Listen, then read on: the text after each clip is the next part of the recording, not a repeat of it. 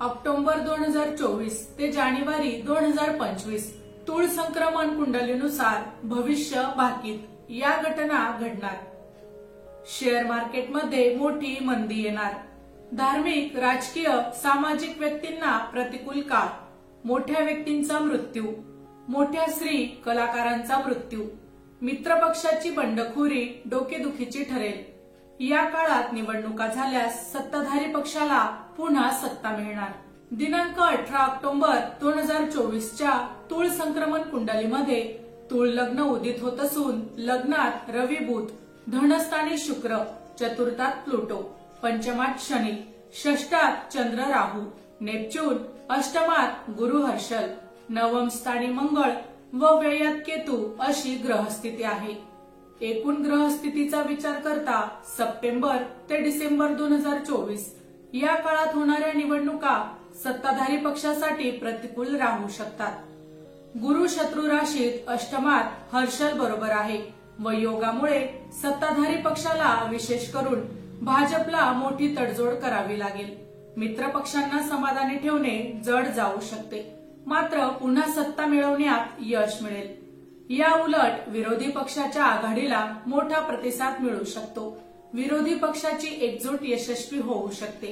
या पत्रिकेत शनी बलवान असल्यामुळे विरोधी पक्ष पूर्वीपेक्षा बलवान होईल। भ्रष्टाचाराची मोठी प्रकरणे या काळात उघडकीस येतील। पळून गेलेल्या परदेशातील गुन्हेगारांवर मोठी कारवाई होईल। अंमली पदार्थ, मोठे आर्थिक फ्रॉड, फसवणूक, चोरी, हत्येचे गुन्हे या काळात वाढण्याची शक्यता असून विमान प्रवास, अंतराळ मोहीम यांच्यामध्ये अडचणी येतील। काही देशांच्या व्हिसा व पासपोर्ट यावर बंदी येण्याची शक्यता राहील। शिक्षण संस्था, मोठे दवाखाने, हॉस्पिटल, तुरुंग, धर्मदाय संस्था यातील गैरप्रकार उघडकीस येतील। मोठ्या नेत्यांवर कारवाया यावेळी होतील। खेळाडू व कलाकारांसाठी हा काळ उत्तम राहील। मोठ्या स्पर्धेत भारतीय खेळाडूंना मोठे यश मिळेल। निवडणुकांमुळे काही महत्वाच्या परीक्षा व सरकारी नोकर भरती लांबणीवर पडतील। परीक्षांसाठी नवीन नियमावली जाहीर होईल।